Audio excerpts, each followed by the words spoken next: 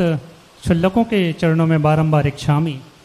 मुनिवर, हम कुछ समय से यूके में रह रहे हैं और हमारे घर से मंदिर जो है करीब 55 किलोमीटर दूर है, तो डेली जाना संभव नहीं है।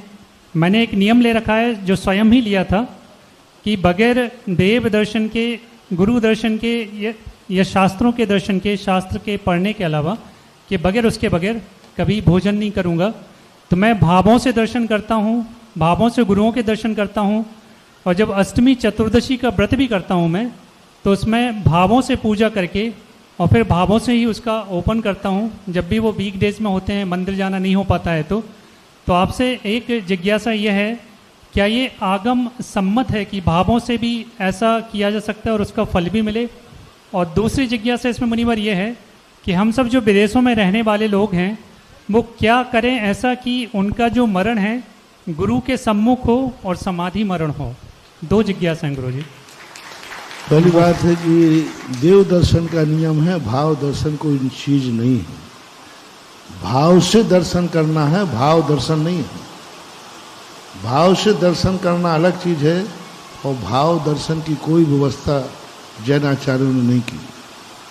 दर्शन नहीं है वो ध्यान है, दर्शन नहीं है वो चिंतन है, दर्शन नहीं है वो एक प्रकार ध्यान की प्रक्रिया है। कुछ चीजें ऐसी हैं जो भाव से करना जरूरी नहीं है, द्रव्य से करना जरूरी है।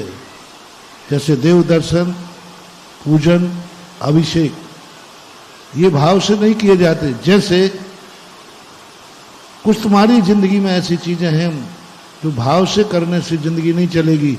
जैसे भोजन, क्या भोजन भाव से चल जाएगा? नहीं मुनिवर। वह जिस प्रकार भोजन भाव से नहीं चल सकता, किसी प्रकार देव दर्शन, अभिषेक, पूजन भाव से नहीं चल सकते। इनको द्रव्य से ही करना पड़ेगा,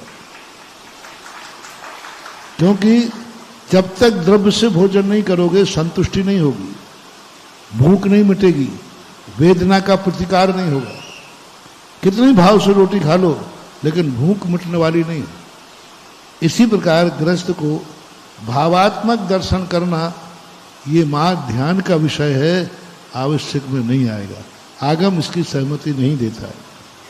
अब रही बात कि विदेशों में जाकर के तुम पूछो कैसे गुरुओं का दर्शन हो, हम वहां आने वाले नहीं हैं। आना है तो तुम्ही को यहां आना पड़ेगा, क्योंकि परिस्थितियां ऐसी होती हैं। इन सब चीजों के ऊपर मैं बहुत बार प्रवचन दे चुका हूं कि हमें उस क्षेत्र में जाने के पहले सोचना चाहिए कि हम अमेरिका तो चले जाएंगे, धन तो मिल जाएगा, लेकिन कितनी चीजों का बलिदान करना पड़ेगा। कितना बलिदान करता है तब व्यक्ति एनआरआई बनता है।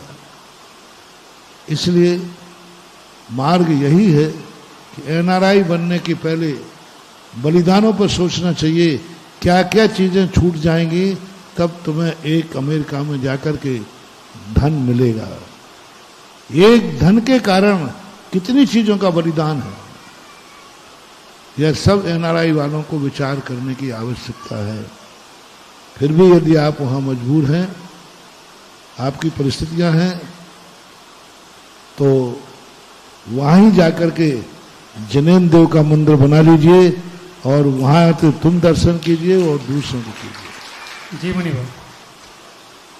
मुनिवर, एक और जिज्ञासा सी जो कि मैंने पूछी अभी कि हम लोग विदेशों में रहकर ऐसे क्या करें कि हमारा जो मरण हो गुरु के सम्मुख हो और समाधि मरण हो, उस पर भी अगर आप बोलना। गुरु के सम्मुख होने के लिए मैंने बता दिया ना, गुरु के सम्मुख होने के लिए गुरु के पास ही आना चाहिए। कुआ प्यासे के पास नहीं जाता है। मुनिवर, ऐसी भावनाएं करें कि ऐसा हमारा हो कि अंत में भावना यही कहो कि धन कमा करके सीधे चुपचाप भारत आ जाओ। होशियार जुआड़ी जो होता है जीती हुई बारी पर जुआ छोड़ देता है, और मूर्ख जुआड़ी होता है वो दिवालिया होने के बाद जुआ छोड़ता है। अब दाव पर लगाने के लिए कुछ बचा ही नहीं है। चाणक्य ने एक नीति दी है।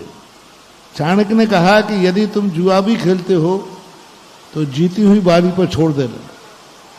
तुम राजनीति ही करते हो तो हारने की अपेक्षा, संन्यास लेने की अपेक्षा जीत करके फिर संन्यास ले लो।